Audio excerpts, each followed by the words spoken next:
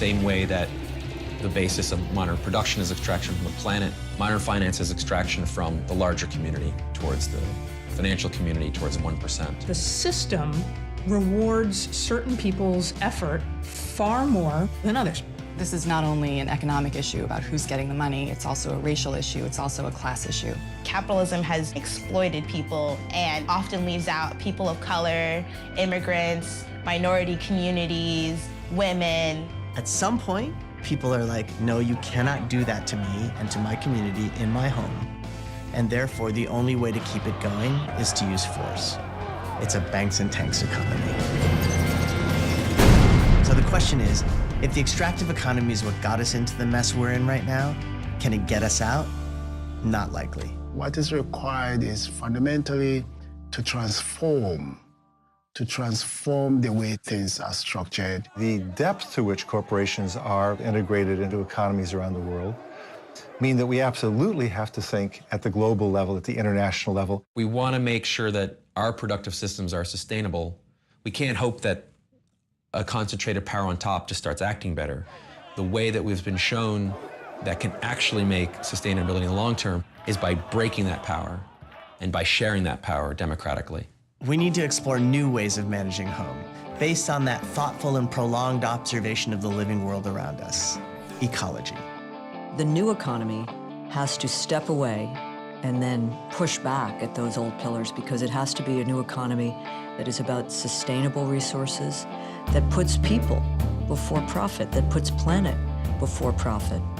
The first pillar is to rethink our relationship to resources. There's simply no way that we can have this endless, limitless, infinite growth on what is, I think, obviously a finite planet.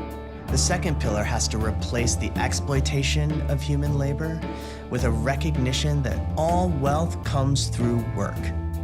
And when we take our labor and apply it towards economic well-being, we can create a new cycle that's not based on extraction, but that's based on regeneration. That requires a new third pillar, a new way of imagining our relationship to each other and to home.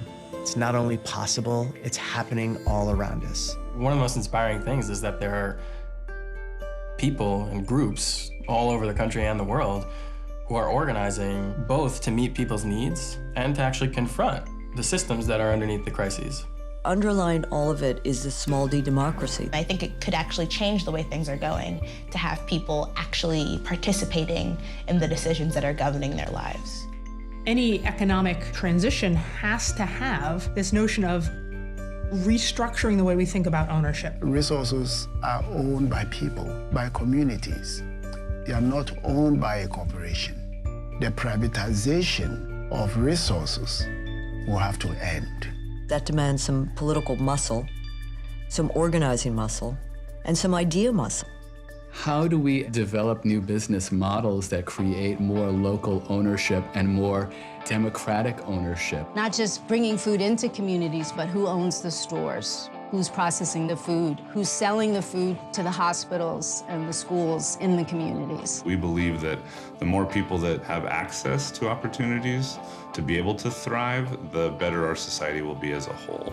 The most basic thing we're talking about is human consciousness, and not in the sense of self-awareness, in the sense of how we behave, how we think, how we understand the world we're in, and how we form relationships. And the extent that we start transforming those understandings and those relationships, that's part of forming the new economy today, here and now. By looking at how we live, we can find how we can live better, more interconnected lives, and simultaneously invest in and build the economy we know we need, and maybe even be happier for it.